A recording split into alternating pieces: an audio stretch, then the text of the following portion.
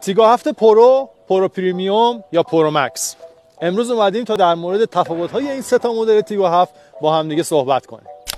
تیگو 7 پرو که خیلی وقت توی بازارمون هست و تقریبا همگی باهاش آشنایی داریم. یه موتور 1.5 لیتری توربو داره و گیربکسش هم CVTه. یه سری آپشن‌های بالاتر از بیس داره، مثل رکاب و درب صندوق برقی، سقف پانوراما، گرمکن صندلی، شارژر وایرلس و از این قبیل آپشن ها.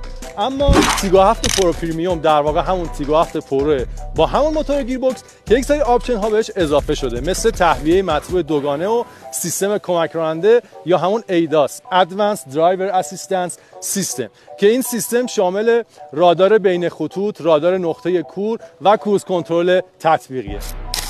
تیگو 7 پرو مکس اما از یه موتور 1.6 لیتری توربو GDI و گیربکس 7 سرعته 2 کلاژه تر استفاده کرده. یعنی دقیقاً همون مکانیزمی که روی تیگو 8 پرو، فونیکس FX و آریزو 6 GT سواره. علاوه بر اون فضای کابین ماشین تغییر کرده به اضافه طراحی جلو پنجره و سپرهای خودرو که جدید شده.